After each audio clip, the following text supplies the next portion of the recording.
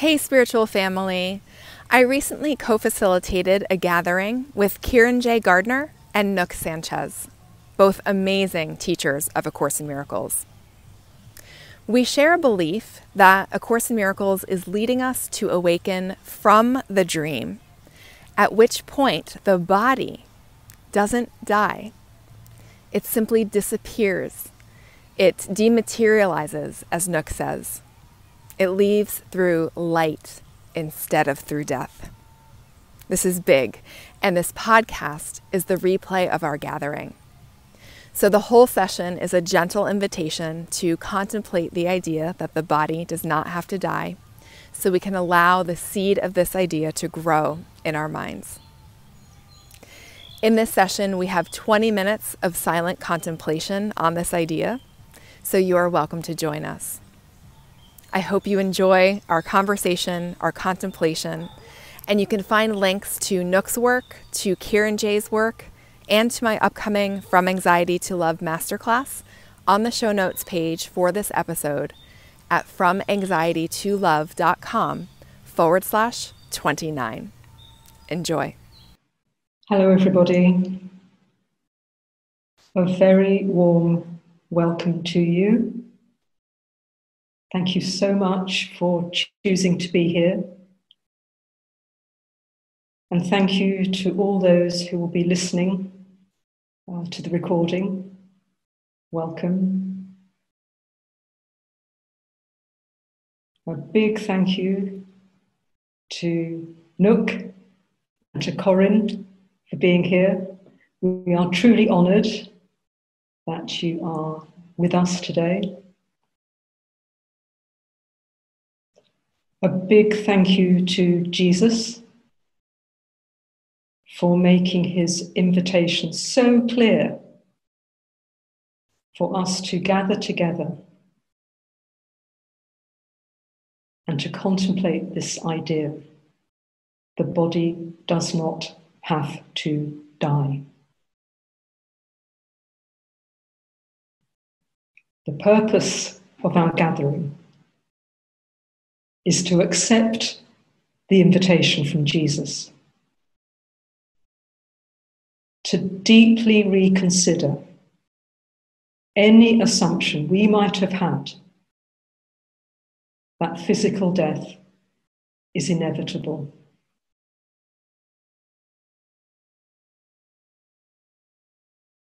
I'm going to start with a prayer. Would you like to close your eyes?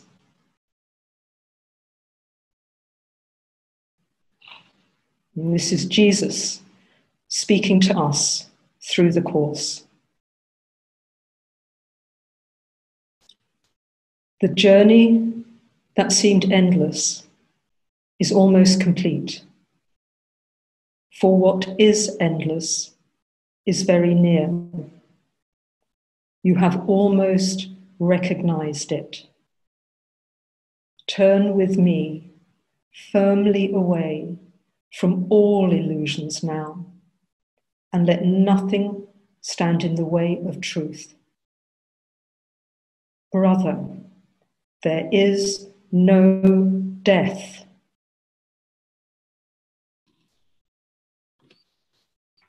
Jesus, be with us, guide us, inspire us, love us, show us how to follow you into total awakening from the dream of death.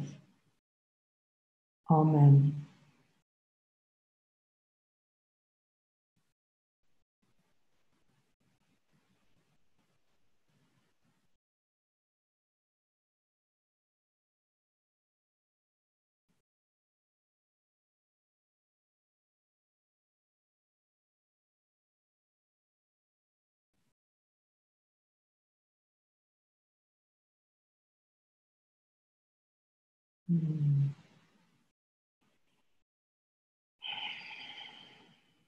And let's open our eyes again.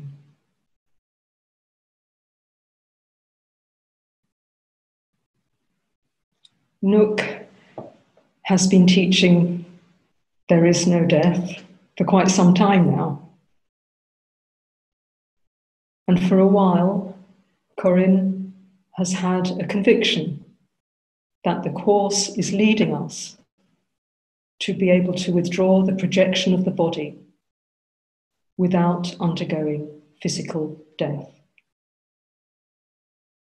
And now I joyously and wholeheartedly join them in this understanding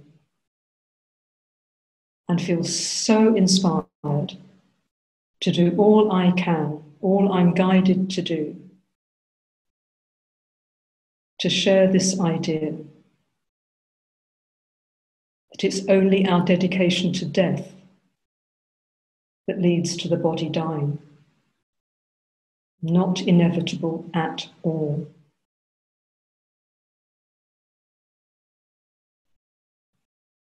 So Nouk, Corinne and I are going to take about 5 minutes each to share about this idea.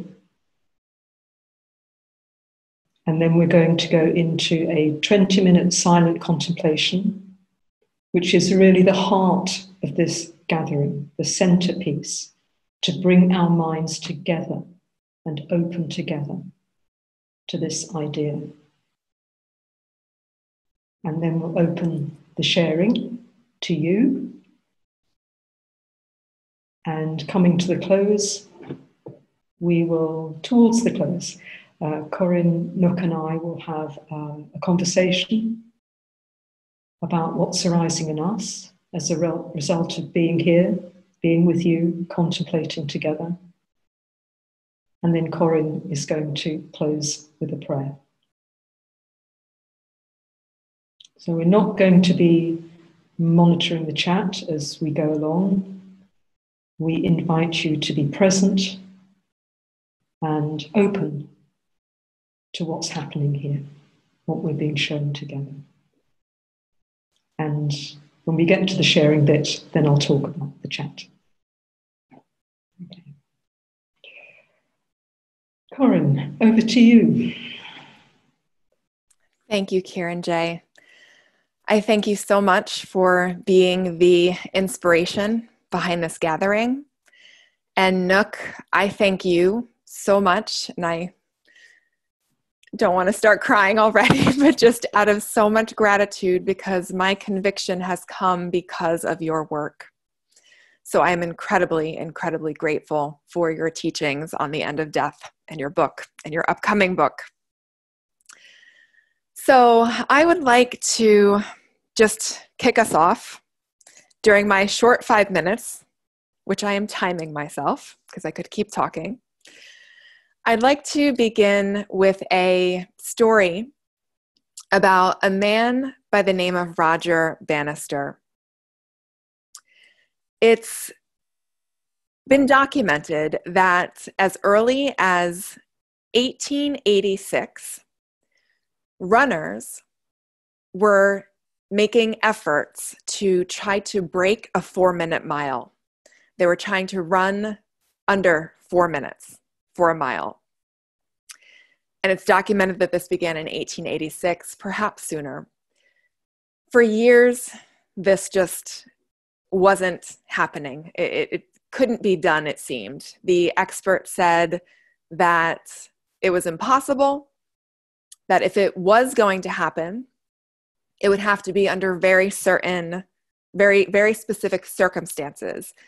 The clay track would have to be dry. It would have to be a 68-degree day.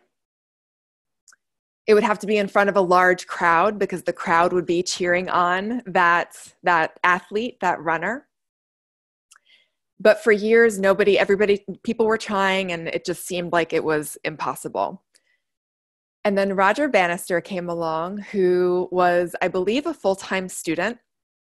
He was considered an outlier. He didn't train the way the other runners were training. He didn't have the same type of coaching. He did his own thing.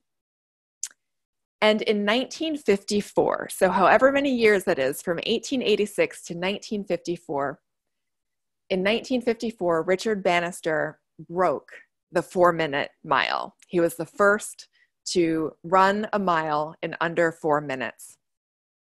And he did this on a cold day, on a wet track, in front of a very small audience, a very small meet.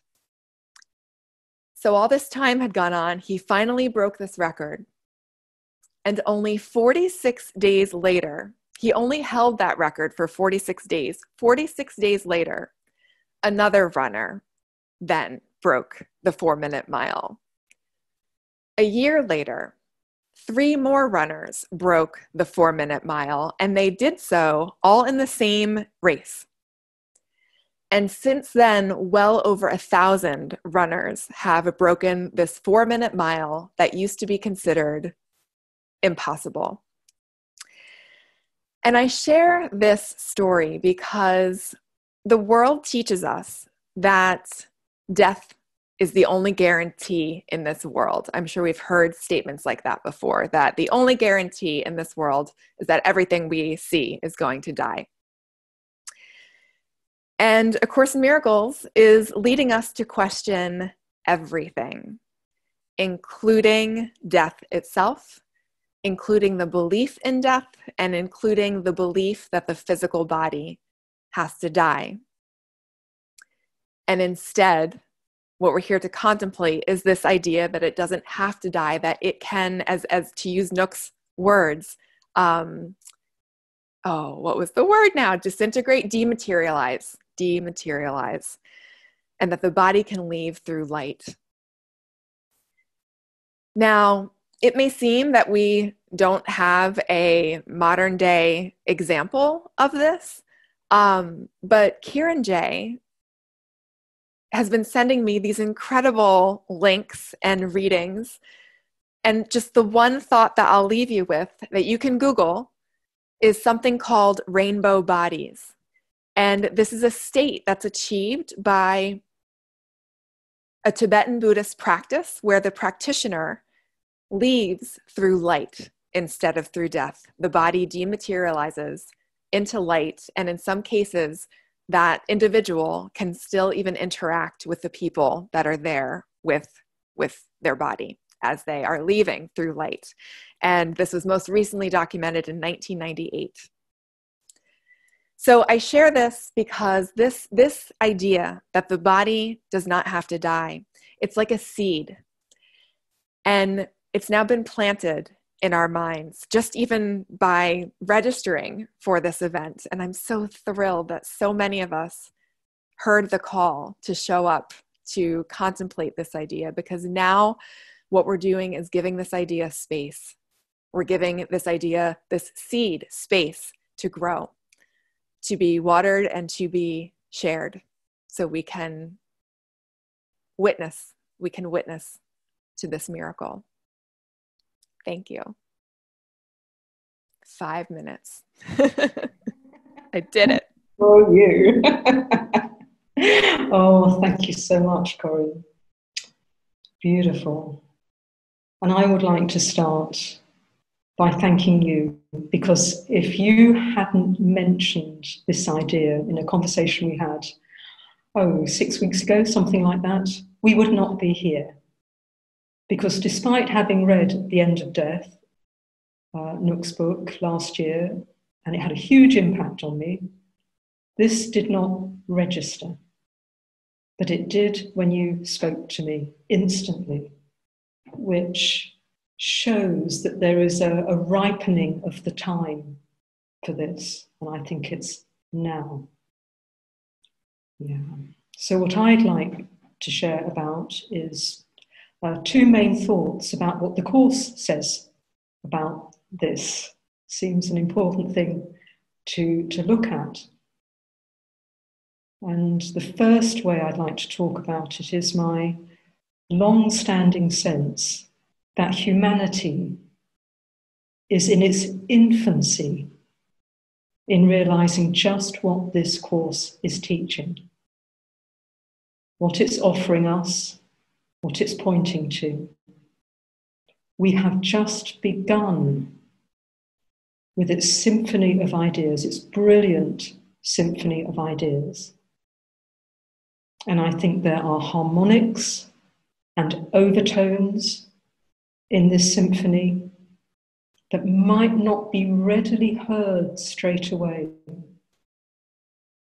We may need to do much digesting and working with the bass notes of the course, the bass notes of forgiveness practice, before we are willing, ready, and able to hear these harmonics and overtones. And I am sure that forgiving physical death is an overtone, and that we are now ready to start opening up to this and hearing. And if we come to the course, to study the course with this openness, with this idea in our mind, as I've been doing just in recent weeks, there's a lot there in the course that clearly points to this. And I'd like to give us a few quotes now to illustrate what I mean, and give you warm, warm encouragement to look yourself as you study, to have this in the mind and see what you come across.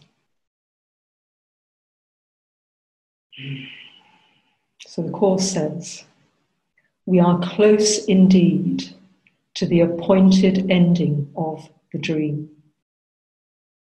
Not the beginning, not the middle, but close to the end. And the last to be overcome will be death. Not the first, not the middle, but the last. So put these two together. We are close to the end of the dream, and the last to be overcome will be death. No question, it will be overcome.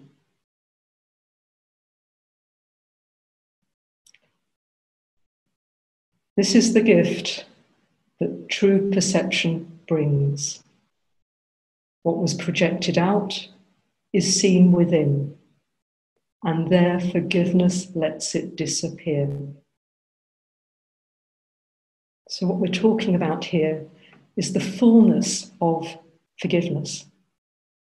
If you're a course student, I'm sure you're very familiar with the practice of forgiveness, withdrawing projections from each other, from the external world, from our bodies.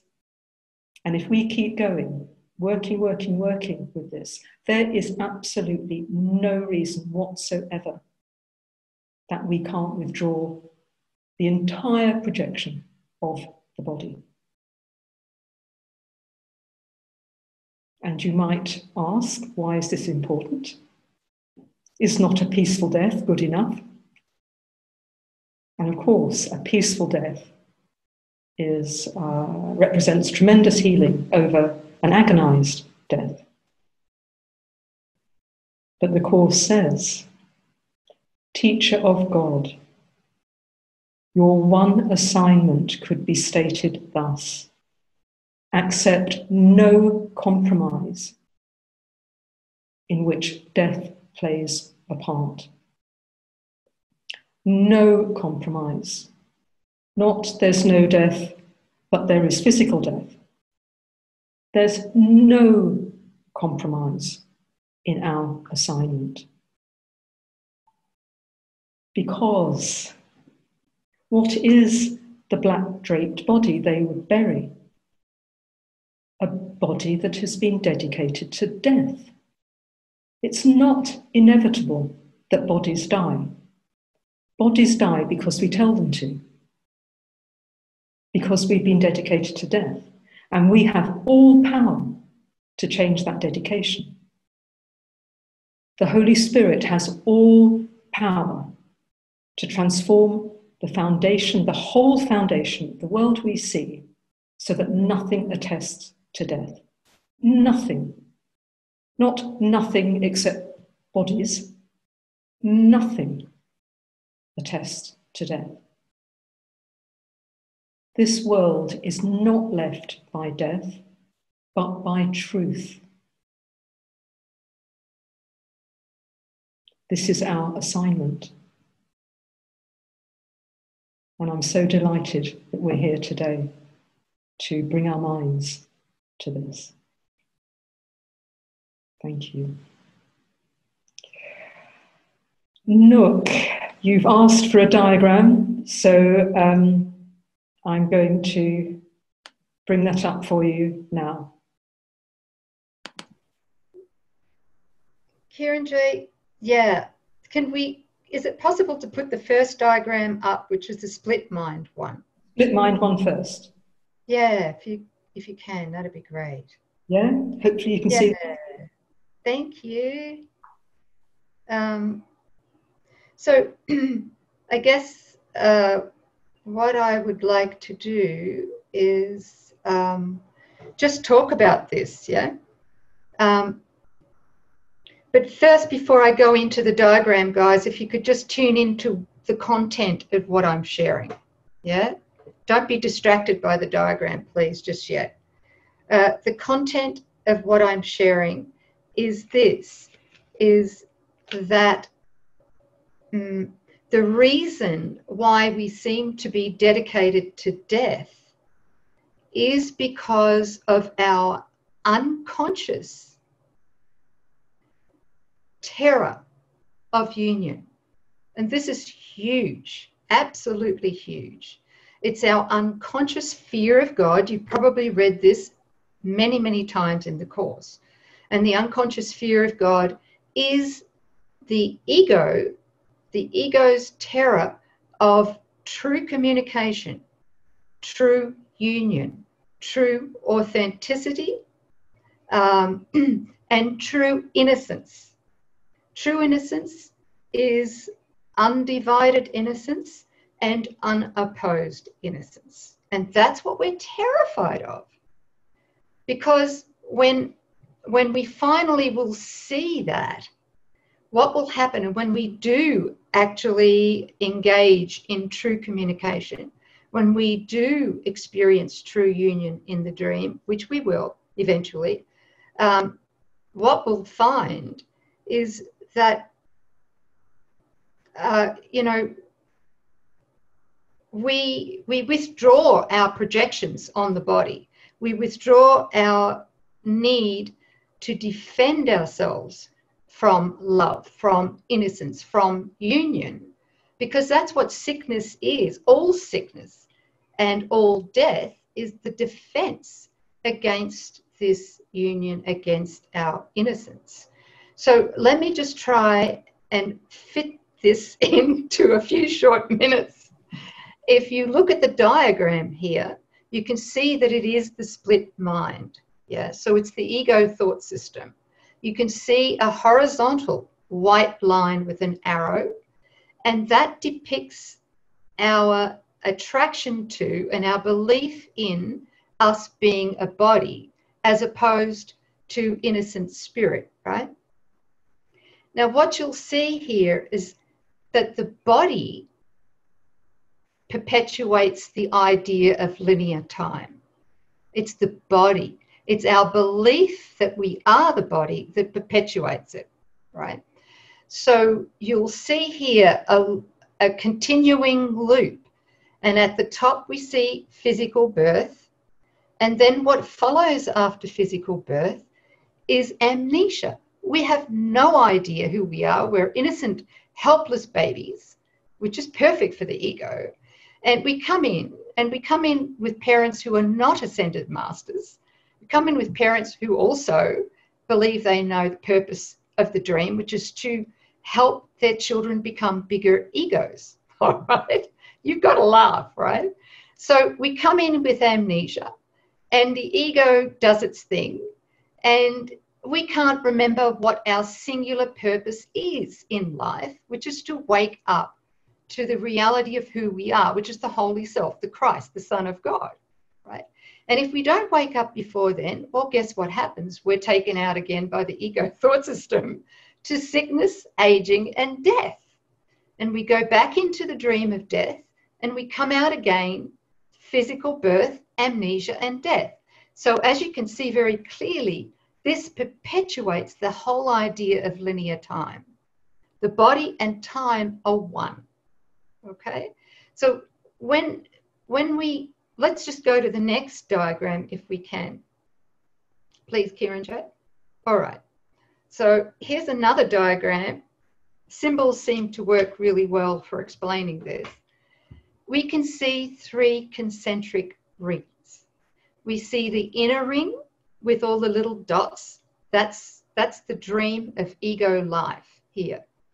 And in that central circle, we see a spiral towards the lower left-hand side. And then we see a black ring, which completely encompasses the ego's dream of life. Can you see what that black ring is? That's the ego's dream of physical death. Now, God himself plays no part in the ego's dream of death. I need to say this.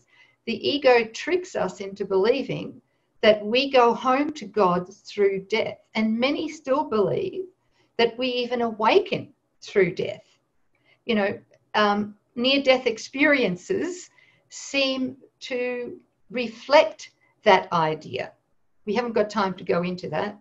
But here we have the full ring of death. So the ego's dream of life depends exclusively on our belief that physical death is inevitable and natural. Okay.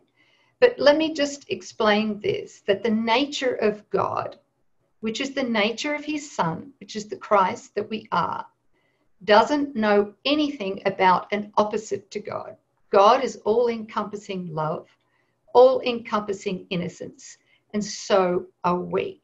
How could there be death and God? Only one exists. We are totally, profoundly split in our mind if we still believe that death and God can coexist. It's absolutely impossible. Death doesn't end life. God is life. Life is God. We are life, and we are God's Son, beloved Son, right? So we're talking about the second ring, the ego's dream of death. We can see the little spiral in the lower left-hand side, and this is what perpetuates time, is this idea that it's natural, inevitable. We're going to die, all right? And so we keep doing this, what I call the recycle program. We just keep doing it. We fall for it. And that's what keeps us locked. Gee, the ego's trying to take my voice away right now. I'm trying to keep it in 5 minutes, guys, and you know what? You're going to have to forgive me because I'm not going to be able to do it. And that's okay. So that's the recycle program, yeah? Now we see the outer ring, and it's called the real world dream. It's not a place we go to. It's a state we reach. It's in our mind already. And when we have allowed the Holy Spirit to erase all the illusions and miscreations in our mind, what happens is they're removed, and suddenly we see all around us the truth. We see it. We are it. There is no death. There is no sickness. There can't be. It's impossible, right? So we're seeing the real world dream, which is the last dream we have in true perception before we go through the portal to ascension. Okay? Now let's go back to, you can see a pathway here depicted on the right by 3 stars. This is what Jesus came to teach 2,000 odd years ago, to teach us to follow him. And you can see he began in the ego's dream. of the ego's life. And through his resurrection, he completely overcame death and was able to be seen by people after he overcame death through his resurrection. So he leapt into the real world, so to speak, and he stayed with us in the body that he had materialized, a replacement body for the one that he had left, that it deprojected. And then after that, he actually ascended. So, that is the pathway we're taking, right? And the last thing that I would like to say here is the how-to. How in heaven do we do it? What's the process? So all I'm going to say is this, is that the compulsion, the blind compulsion to conflict, sickness, aging, and death is our fear of union. So the very last step that we will take here in the ego's dream before God takes his last step is we're going to join the victory lap. And the victory lap is the bridge that Jesus speaks about, the bridge to the real world. Okay? And the bridge to the real world is that we join in holy relationship. That's the bridge. That is what's going to help us to forgive the entire dream and to also to de-materialize or de-project the body, because we won't need it anymore after that. Okay. So that's what I'm passionate about, is teaching the how-to.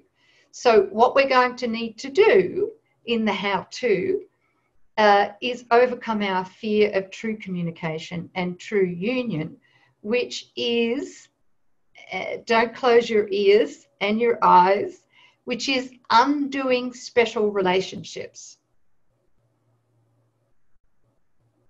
We cannot do this without undoing the special relating in our special relationships. So we've got to front up and undo our attraction to inauthentic relating. Okay, that's because most of us are absolutely immersed in self-dishonesty and self-disloyalty, and that's why we experience conflict, pain, suffering, sickness, and finally death.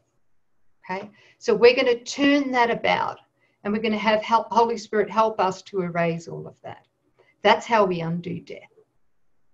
Thank you. I think I've finished. Did I do 5 minutes? Yes. Thanks, Nouk. I kind of thought it wouldn't be 5 minutes, but it's. Do you forgive me? It's absolutely beautiful. Thank you. Okay. So now, with these ideas in our mind, this input, we're going to go into silent contemplation. So I ask you to close your eyes.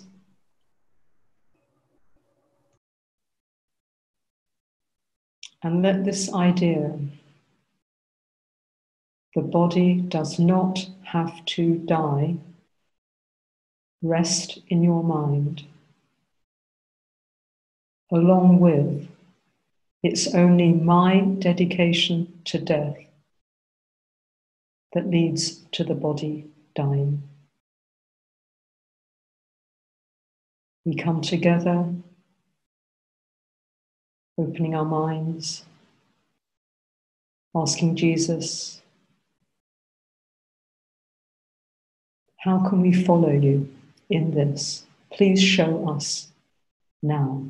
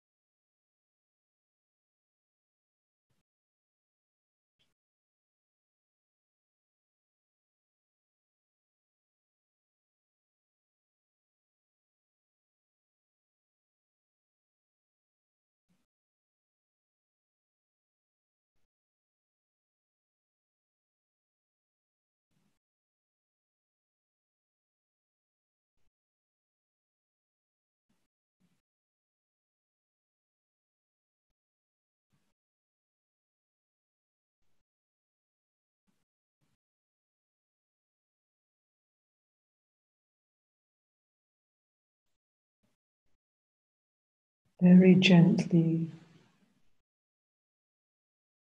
let's take our attention to our breathing.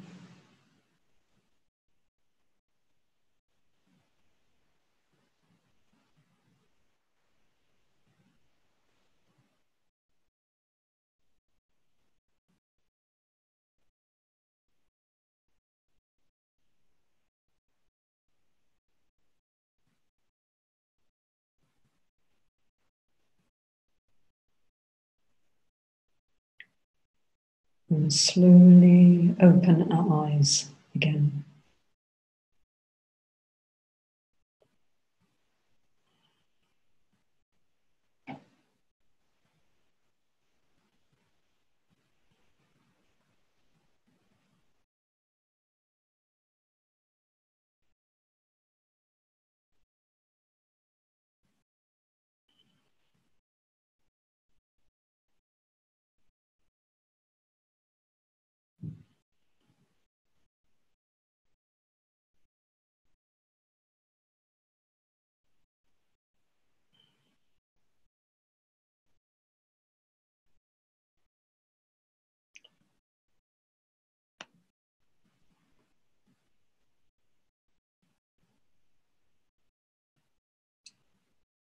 Okay, so we're now going to invite some sharing from you. We'd love to hear of your experience of that contemplation and what's arising in you as a result of being here together. So I'm going to ask you to put in the chat at the bottom of your screen. If you can type in simply sharing, I want to share. And then I will call upon you. I would like you to be aware that this is going to be part of the podcast on Corinne's website. So please only share what you're happy to have there. Okay. Uma, can we come to you first? Would you like to unmute yourself? Hi, yes. Hi, Thank Uma. you. Good to see you. Good to see you. Thank you to all of you. I had an experience of celebration. It's the word that I would use. The line that I kept coming back to was, "Teacher of God, your assignment can be stated thus, accept no compromise in which death plays a part." That that quote, to me, it's an invitation to, it just feels like a somatic experience of celebration, like chains falling away. It feels like being freed from prison. And much of the Course feels like that to me. Statements of truth feel like that. But this feels like the big prison. Like each thought, it's sort of like concentric prisons, and then you're out of this one, and then you're out of this one, and then this particular statement to me feels like the big one or a big one, and I just feel like I'm a rocket that is shooting up into the stratosphere, that is not weighed down, when I say that. So I was having that experience, and then I was also noticing that I could experience the heaviness of my body, and I was trying to figure out how to reconcile those two things, the freedom with the body, and was trying to bring the darkness into that light as opposed to doing it the other way. And so, yeah, I'm definitely stuck somewhere between those two things right now. But yeah, that was my experience, and it dovetailed quite beautifully with last week. I had a course meditation where I suddenly experienced the heaviness and the density of my body as being very foreign. It suddenly felt very like not native to me, and strange and odd.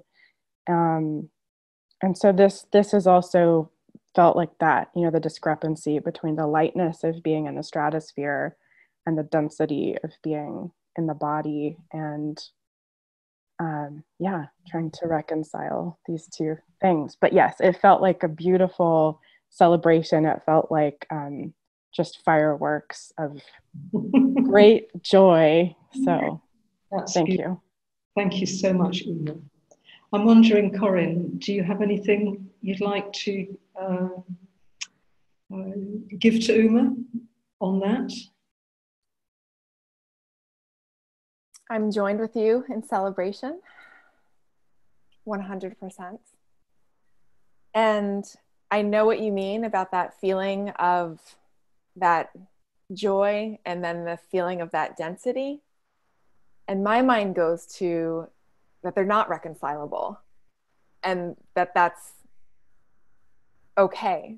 We need to be where we are, and we need to turn to Holy Spirit and do the work. And as Nouk so clearly was speaking, undoing our special relating without that added pressure that we put on ourselves. That's an ego pressure of needing to hurry it up, do it right, do it good, that we really just fully allow ourselves to be where we are and completely engage with the work that we're asked to do. And I'm wondering if Nouk has anything to add. I was going to say what you said. So I agree with you, and I join you, Uma, in that joy and feeling you in my heart and joining you there, you know, because that's where we can help each other. As if when I sense there's any incongruency or conflict in somebody else, in that moment, I can accept atonement. And because we're literally one mind, one Christ mind, you get the benefit and so do I. So that's where I join you there. And I trust that at the practical level, day-to-day level, that you're going to be coming in to your vertical alignment with your holy self more and more. And what I just heard then was you're going to learn to free yourself from compartmentalizing your life and your relationships. Thank you. Thank you. Yeah. And I'd just like to say I kind of like an echo of they're not reconcilable.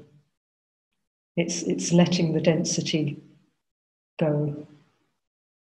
And it will all be light and can be experienced through what seems to be physical at the moment. And then it falls away. Yeah. The density falls away. It's not that efforting to make it go away. It falls away, as Nouk said, as we come into alignment with our holy self. Thank you so much. Beautiful sharing, Uma. Thank you. Renata.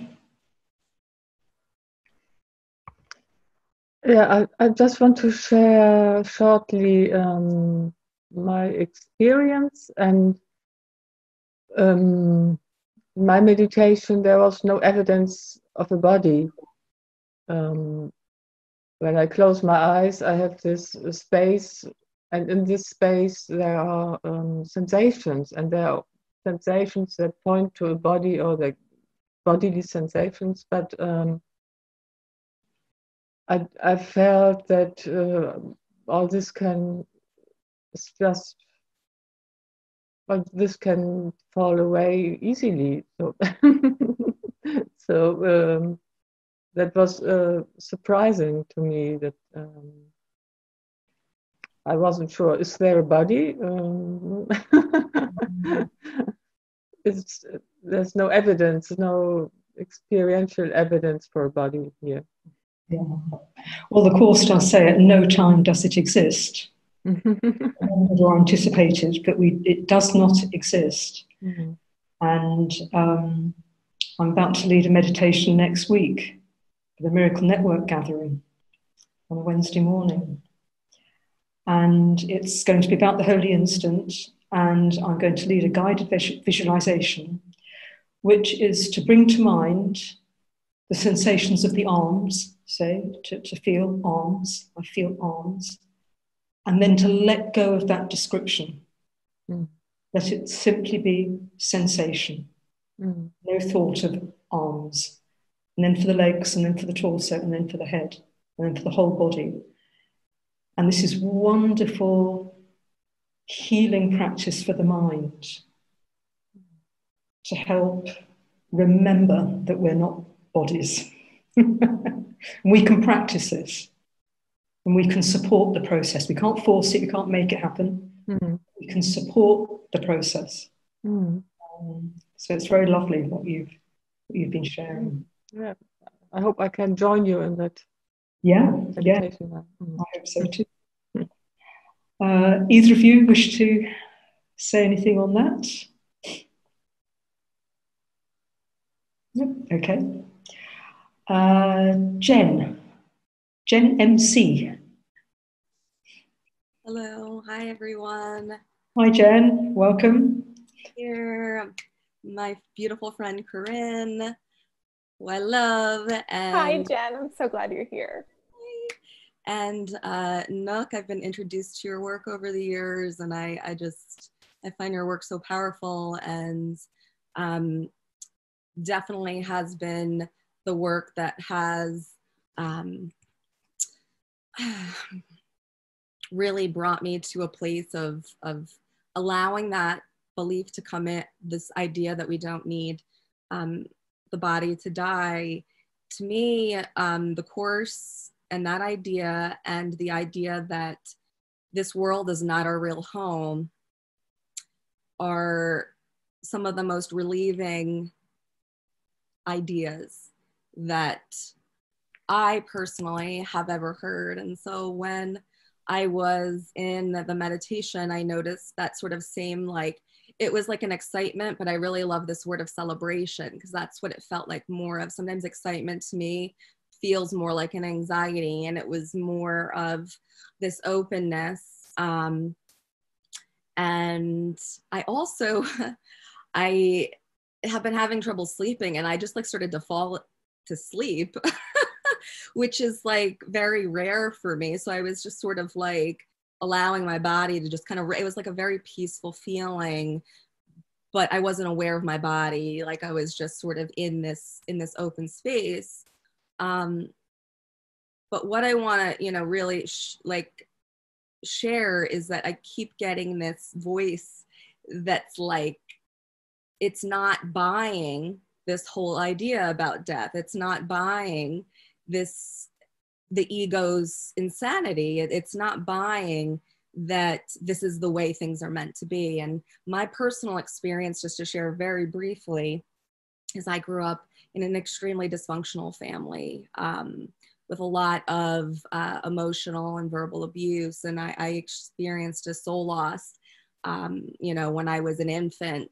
And so I have tried many special relationships to fill that void from a very young age, and recognized that none of them work. And the only thing that's worked has been this inner process of compassion. I call the forgiveness, compassion and healing of these ego parts of myself that are in fear. And I could even notice before I'm coming on the call, the fear starts arising, because it's like my ego's like scared of the connection, right? It's like I can feel that present. But I just find this belief that that death is not real, that we don't have to go through that to make so much sense to me. Like you had all shared, it doesn't make sense for God to choose death. To me, it doesn't make sense for a God to choose for children to be abused. And I've heard a lot of people say over the years, why, you know, we have to go through pain and suffering to understand who we are. And I don't buy that. I don't buy that. That's a very common response. I'm a therapist myself. I belong to 12-step programs. And to me, that's the ego still. That's not God. And I can't get behind, you know, this, but yet I'm also in this place where I could notice as I start to get closer to this idea, the fear starts coming up. So I'm in that interesting place where those ideals feel really, I connect them and they feel very relieving. But, you know, I do believe this conversation came up at the right time because I am looking for that unity. You know, I need the support of other minds to do this. I can't do this on my own. So thank you so much for, you know, connecting with this conversation. And the other thing I just wanted to add, what became clear to me too recently was because of the layers that I've been releasing for the past several decades, I recently became aware that my parents' egos were trying to kill me, and that I died because I had, you know, I was just living for, you know, out of fear, out of caretaking, out of people pleasing, all these things. And that if I followed the path that my parents took, I wouldn't have made it. That there was something inside me that I believe is God that has allowed me to keep getting up when I didn't think I was going to be able to get up, over and over and over again. And that is definitely not something that's been in this world as well. So I'm glad I can be in a place where I could share this and, you know, hopefully be understood. So thank you so much. Thank you very much, Jen. Thank you very much for that sharing. Would either of you like to comment on that? I will. I just want to say thank you, Jen, for sharing that. I think most of us can really relate. Yeah. And I just wanted to say too that we have a community called the Total Transformation Course community. It goes for a year. We're also introducing another course on holy relationship through our nonprofit. And what's happening is there's a sense of online community throughout the world that need each other, because you said something really, really true, which is we can't awaken from the dream alone. We can awaken in the dream, as many masters have before, alone. But we cannot awaken from the body and death alone. We do need to overcome our final terror before God can take the last step. And that is the terror of union with our brothers and sisters.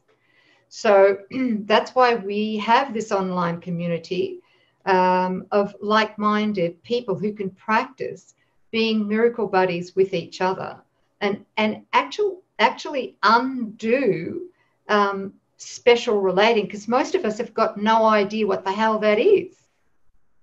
You know, we have no idea how we're being self-dishonest, how we're being self-disloyal. And we have no idea that there is a wonderful tool or tools to help us to learn to be, you know, honest, self-honest, and radically self-honest, and loyal, radically self-loyal as well. Yeah. So maybe you want to join that community. I don't know. I just wanted to say and let you know that that's a growing community that we have. Thank you, Jen. Thank you. Can I also add something? And this is just something that's helped me, and I'm offering it, you know, to anybody who resonates with this. Jen, you touched on, you know, that fear of union, and Nouk, your words, terror of union, I feel like just really speaks to how deep it goes. I found for myself that when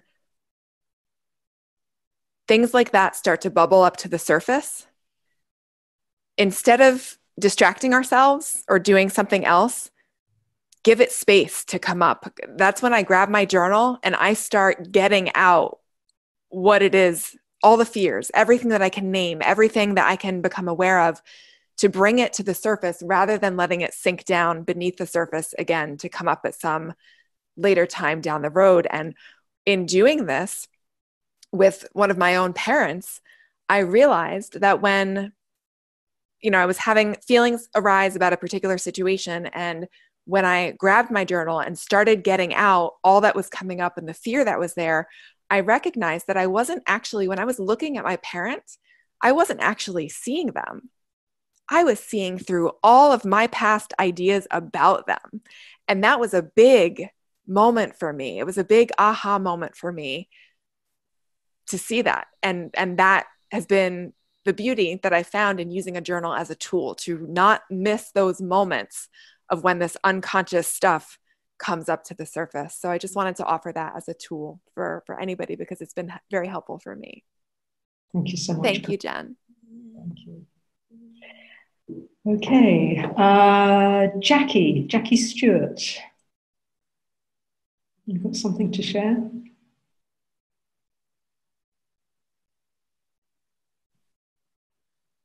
Mute myself. Hello, can you hear me? Yes. Sorry, it helps if you unmute yourself.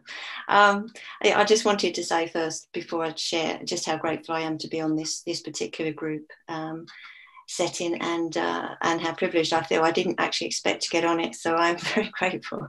And it's nice to meet you all. And Nouk, thank you for your book, which has helped me no end. For my personal experience of that whole 20 minutes, I think I spent the first 5 minutes in fear, thinking, oh my goodness, how do I get out of the ego dream, going back and forward in time, and had to sort of really ask for help to try to calm myself down, because it was the way that the ego got a hold of me, the fear got a hold of me, really. And so, the good news is I feel as if even in that 20 minutes, I went through a transformation. So instead of looking at it from being sort of in the ego circle, I then sort of prayed and asked for help, and felt as if what was bothering me was the ladder of ascension that I would need to climb. And of course, that's impossible. How many lifetimes would that take to get out of the ego dream? So I was completely looking at this from the fear-based.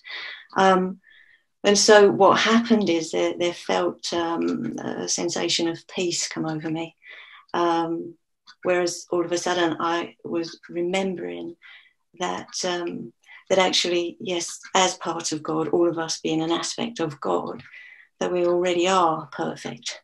So that must mean that maybe we are already there. And somehow we think we're not. So I'm looking at it vice versa, if that makes sense. And it felt peaceful just as I was sort of thinking about that and contemplating what is my part in salvation's plan, and where it went from how long does that take to actually you are already there, but you don't think that you are. So by the end of it, I felt extremely grateful and peaceful for having stayed for the 20 minutes of the meditation. So. Oh, thank you so much, Jackie. That's beautiful. Good for you for hanging in there and thank you. Staying available. And absolutely, the illusion is we're not awake. Yeah. We're not here trying to be awake. The illusion is we're not awake already. Yes. And that was a great big shift in our thinking. And the Course says love waits on welcome, not on time. Yes. Yeah. And so it's a complete ego con that we've lots and lots and lots to do before we can be peaceful, be awake. Yeah, and it's seeing through that.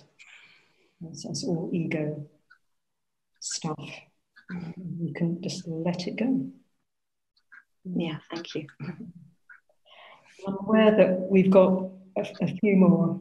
We haven't get to everybody, but I'm going to leave it there if that's okay, and see if we can come to another couple before. I would like the three of us to have a bit of a chat before we end. So let's see if we can get through another couple. Savannah, would you like to share? Hi. Yeah, thank you. So right behind me is my hammock, and I immediately laid down in it. It's sort of my sacred space. And I was immediately transported to a kaleidoscope. And last year I was in Israel with Nouk, and certain things happened there that I couldn't make any sense. And all of a sudden it all just started spinning, and I can't put into words what happened, but everything made sense. And for the last year, I've been disidentifying with Savannah as who I am, right? But inadvertently, what I did is try to go to this ideal self and leave behind all about me that's human. So I actually ended up in what I call spiritual prostitution, meaning that I negated what was happening in my current reality and tried to make myself wrong and bad, and this about me is bad, and that about me is bad. And I tried to leave it all behind, but not in an embodied, real, authentic way. It was this leave behind all this human. It's horrible, it's terrible, it's bad. And so for the last months, I've been coming in and embracing the human part of myself and loving and having compassion for it. But of course, that's not the answer. Now I can maybe wake up in the dream, but not from the dream. Okay, so I was waking up in the dream and like, well, okay, now what? So this is, this is more peaceful. I'm not having the anxiety I had all my life, but now what? And ironically, I was also in the TTC and facilitated it. And right before this meeting, I was talking to my miracle buddy, and we were discussing various things. And as I laid in the hammock, it's like that conversation and everything just came together, and I knew the perfection of it all. I think Savannah, I've been trying to wake myself up and beating myself up that I couldn't. And in that moment, I saw that I'm just one with everything, and everything is one with me. And that everything that happened one moment after the other was just taking me to where I was meant to be. And that this awakening is not, I don't wake myself up. That's ridiculous. That's the ego trying to do it. So I can't put it into words, but it was like this kaleidoscope that kept spinning, spinning, spinning. And beyond the mind, all these awarenesses were just dropping in. And I felt this incredible peacefulness and this joy, because rejecting the human for me, that didn't work well at all. And so what I realized is, like, I think it's like a step, if she has that diagram didn't make as much sense when I first saw it. But now it's like I had to drop into the human, accept the human, and then move into the waking up in the dream. And then the next step is out of the dream. And of course, to do that is to leave the body. And I love the 4-minute mile story, because it's like, yeah, I don't know how to do that. And I don't need to know. It's just going to be done for me. So I totally am a believer. Why not? Let's just do this thing. Thank you. Thank you so much, Savannah. Beautiful. Thank you. Yeah, we cannot do it ourselves, that's for sure. Anything either of you would like to say on that? Yeah, okay. I thank you for bringing, Savannah, the whole idea that we try and do it, because that's the ego jumping in there completely, which it will, of course. And that's us. The ego is not something else, it's our belief. So it's a way that we try and limit ourselves and stop ourselves. And miracle looks on devastation and sees its false. So it's looking on all of this and seeing its nothingness, not fighting it, not trying to get away from it, just seeing, abandoning it really, seeing it's not there. Yeah. Okay. kironJ, sorry to interrupt. Something just came through. I want to thank Savannah. Thank you. That was really, really helpful, because this is, and I went through this too, same as what you did, Savannah, right? And,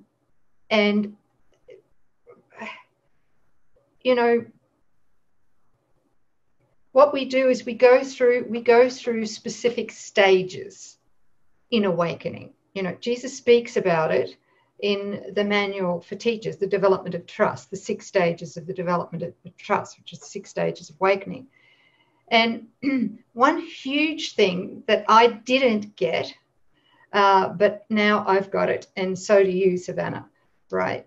Is that what happens? And Jesus actually has a quote. I just tried to find it, but I can't find it here. He has a quote in the Course where he says that what happens for us is we go through withdrawing our projections onto other people, the past, the body, etc. And then the ego, being so cunning, is that the only way that it can survive in our mind is by projecting judgment. It has to project judgment. So if we're forgiving everybody out there, guess what it does? It turns that judgment within. Absolutely.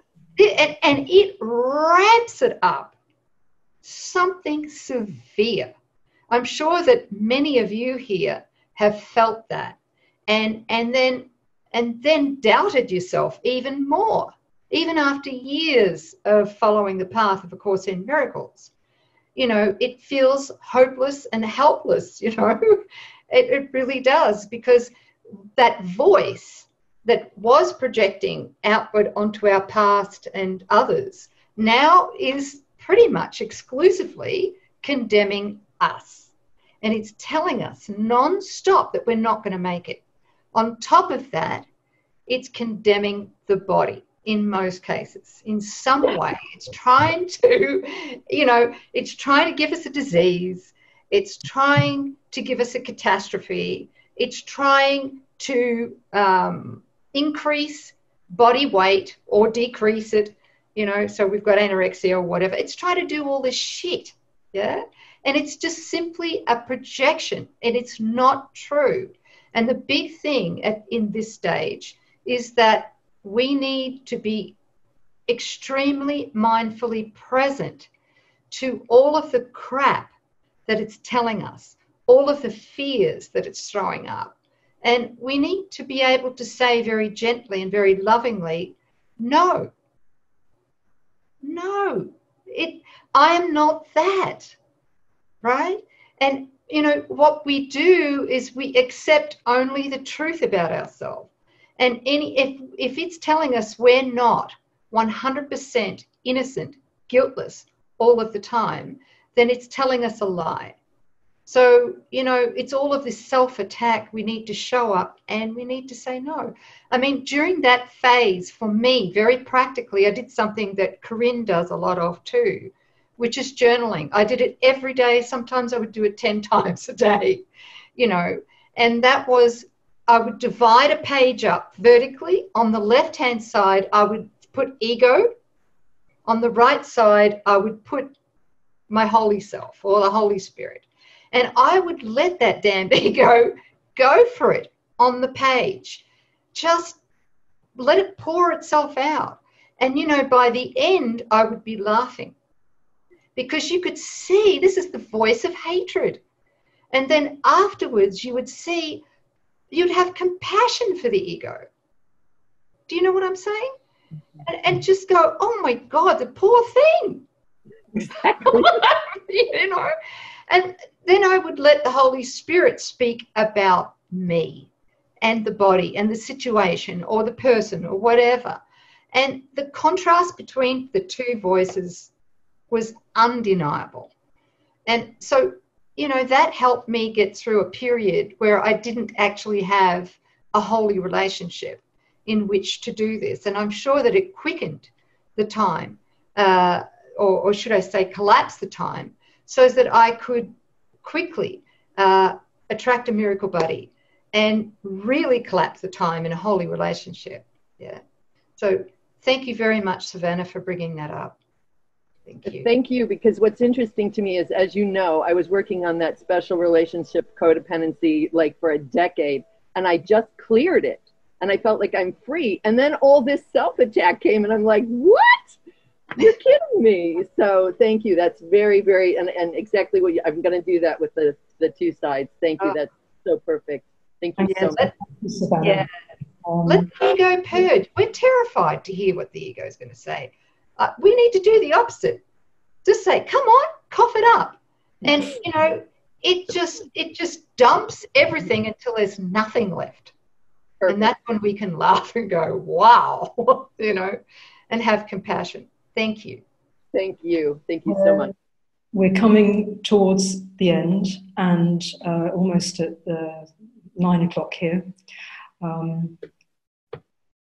And I would just like to share some sense of that contemplation for me. And I'd like to ask Corinne if she'd like to say something too. What I got really clearly was a visual and a kind of knowing sense of a fire being lit, a spiritual fire being lit in that contemplation of life. It was like a crackling, sparks beginning to spread, but not red or yellow, but white sparks of life. And it felt like this was going through our minds. It was going to catch light further than our minds. It felt very powerful. And I am truly delighted that, this is what I'm feeling, this is what I'm sensing.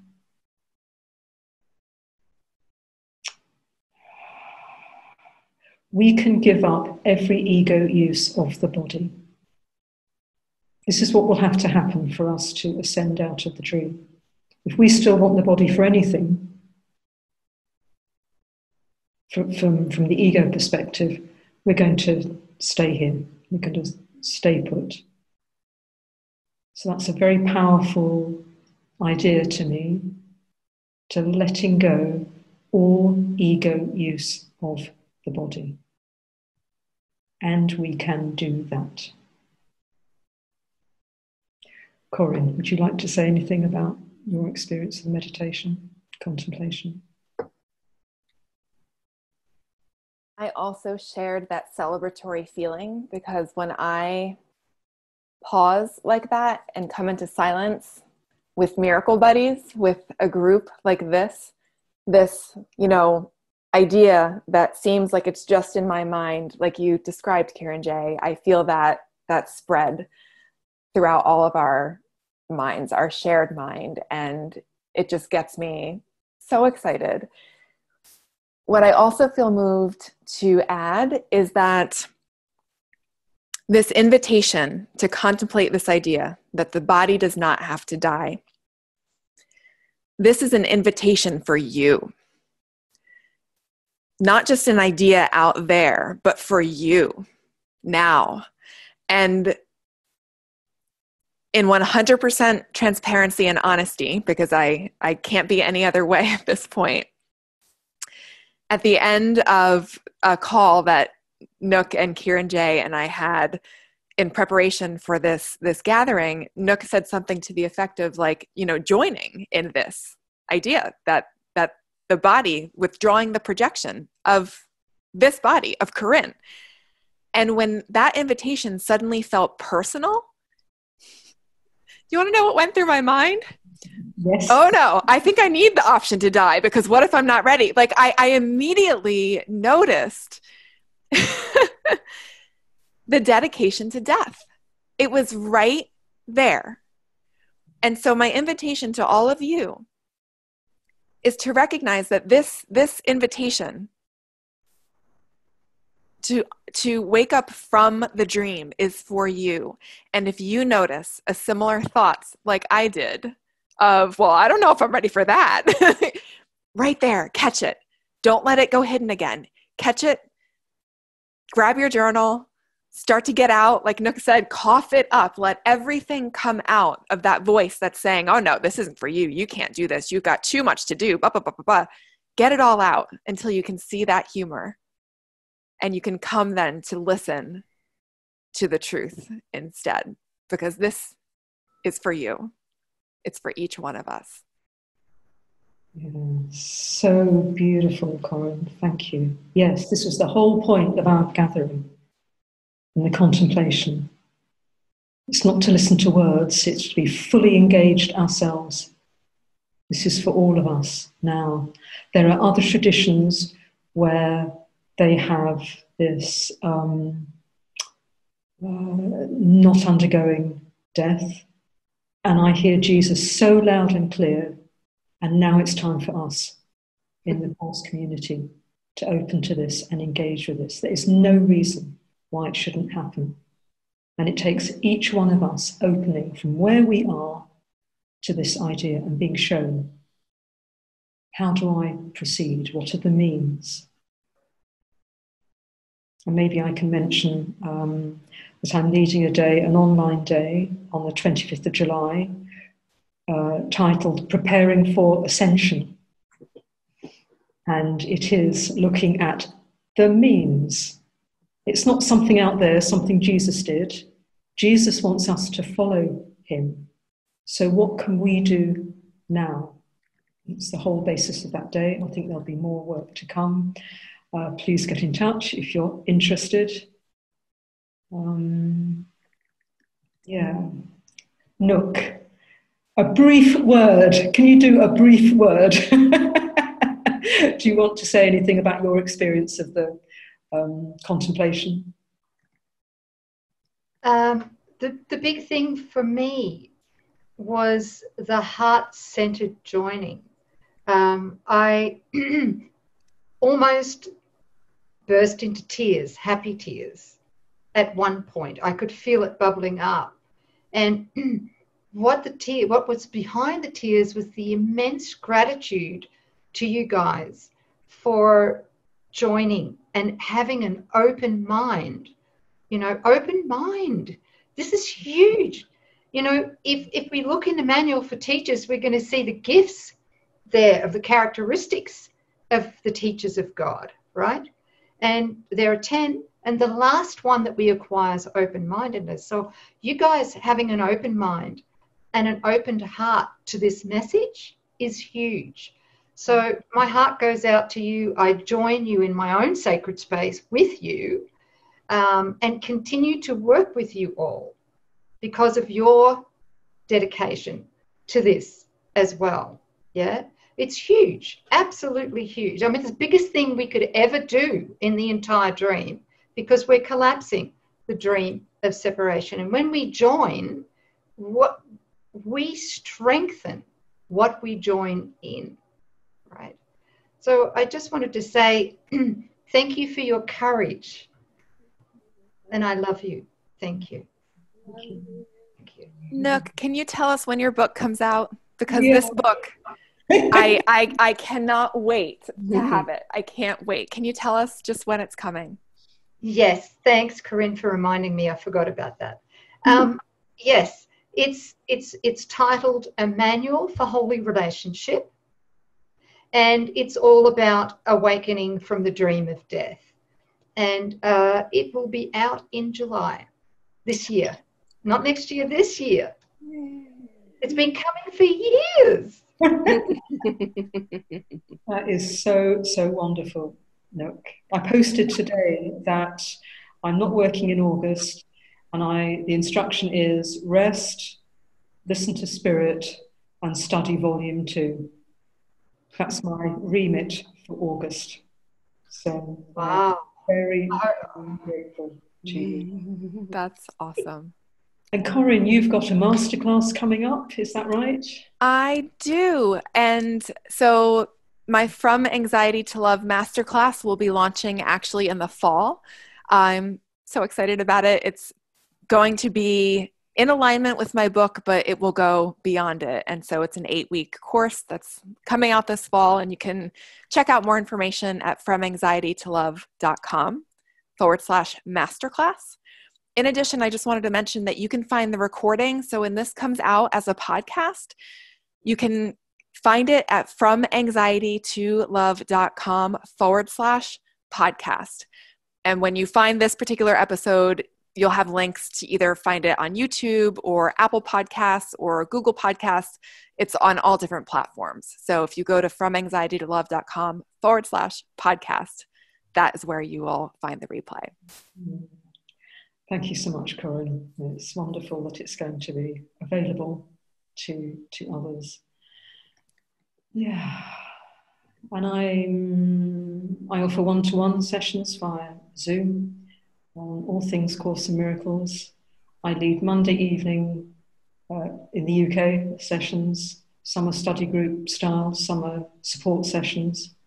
And you can find me either through the email, if you've still got this link in your email, or on Facebook, kironJ Gardner. Okay. Huge thank you for being here. And I wish you very well with this opening to forgiving physical death. If death is real for anything, there is no life. And what the Course is teaching is there is only life. So there can be no death in any form. And we have the power for that to be our experience. Corinne, would you like to say the closing prayer? Thank you. Yes. Thank you, kironJ. Thank you, Nouk. Let us give thanks.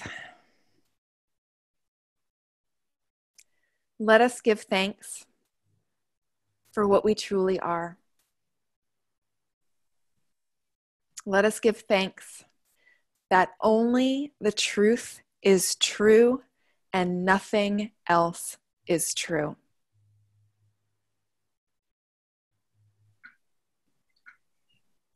And I'm going to leave you with these words from the very end of the text in a section called Gifts of God.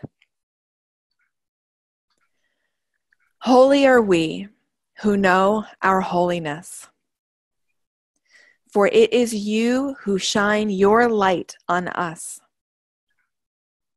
And we are thankful in our Father's name that you have not forgotten. What we thought we made of you has merely disappeared.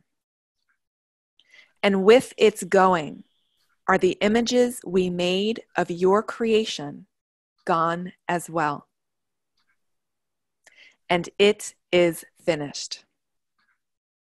Now, into your hands, we give again the spirit of your Son, who seemed to lose his way a little while, but never left the safety of your love.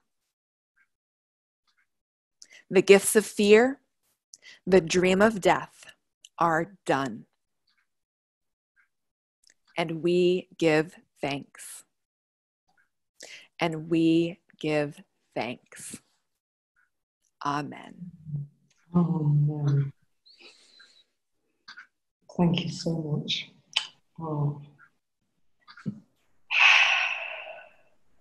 It's going to be a tough one to push that end button. But I think it has to be done. Thank you so much. It was brilliant. Thank you. Yeah. Thank you, everyone. So if you'd like Thank to you, everybody. yourself, you're very welcome. Yes, thank you. Yeah, thank you. Love you, everybody. Thank you. Oh, love you all. Bye, guys. Thank you, everyone. Thank you. Thank you. Bye for now. Thank you. Thank Bye, you. everyone. Bye. Bye. Bye, Nouk. Bye, kironJ. Thank you. Thank you, everybody. Bye.